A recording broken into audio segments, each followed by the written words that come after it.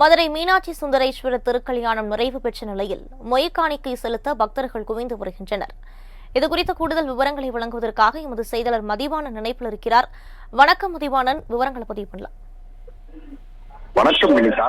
உலக புகழ் பெற்ற மதுரை மீனாட்சி அம்மனுடைய திருக்கல்யாணம் என்பது இன்று நடைபெற்றிருக்கிறது. உலக பிரசித்தி பெற்ற மதுரை மீனாட்சி அம்மன் கோவிலில் 12 மாதங்களும் திருவிழா நடைபெறுவது வழக்கமான ஒன்று. ஆனால் அதிலும் சித்திரை மாதம் என்று சொன்னால் அதில் நடைபெறக்கூடிய திருவிழா என்பது பிரசித்தி பெற்ற திருவிழாவாக பார்க்கப்படுகிறது. இந்த ஆண்டு மீனாட்சி சுந்தரேஸ்வரர் திருக்கோவிலின் சித்திரை திருவிழா என்பது கடந்த 12ஆம் தேதி கொடியேற்றத்துடன் தொடங்கியது.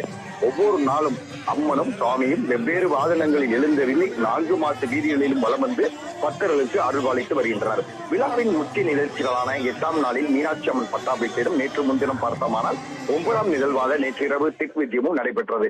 இந்நிலையில் தான் சித்திரை திருவிழாவின் 10ஆம் நாளான இன்று மீனாட்சி சுந்தரேஸ்வரர் திருக்கல்யாணத்தை முன்னிட்டு சுவாமியும் அம்மனும் இன்று அதிகாலை அலைரி சாமி நாயுடு, சூறாவளி குப்பையார், கல்யாண சுந்தர முதலியார் மண்டலப்பட்டிகளில் எழுந்தருளிய பின்னர் 4 சித்திரை வீதியில் சுற்றி வலம் வந்தனர். அப்போது திருக்கல்யாண மேடைகளில் ஓதுவார்கள் 12 திருமுறைகளை ஓதுக்கப்பட்டது.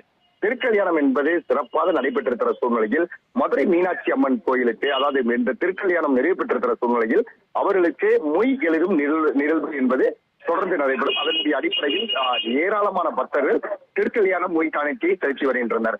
மதுரை மீனாட்சி சுந்தரேஸ்வரர் திருக்கல்யாணம் நிறைவு பெற்றிருக்கிற நிலையில் திருக்கல்யாணம் மொய் காணிக்கை செலுத்த ஏராளமான பக்தர்கள் குவிந்து வருகின்றனர். உலக புகழ் பெற்ற மதுரை மீனாட்சி சுந்தரேஸ்வரர் திருக்கோவில் சித்திரை திருவிழாவின் 10ஆம் நாள் நிகழ்வான மீனாட்சி சுந்தரேஸ்வரர் திருக்கல்யாணம் இன்று காலை கோலாகலமாக நடைபெற்று முடிவடைந்திருக்கிற நிலையில் திருக்கல்யாணத்தின் மற்றொரு நிகழ்வான மீனாட்சி சுந்தரேஸ்வரர் திருக்கல்யாணம் மொய்க்காணிக்கை செலுத்தும் நிகழ்வு நடைபெற்று வருகிறது.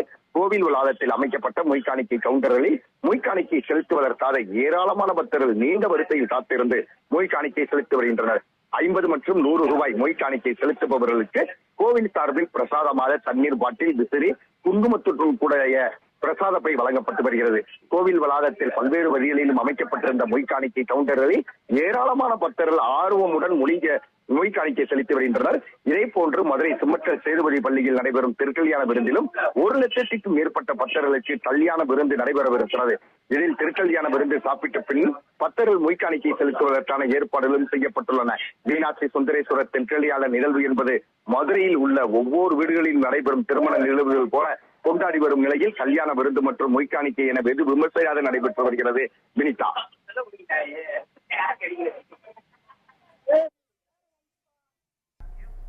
விரிவான விவரங்களுக்கு நன்றி மதிவாணன்.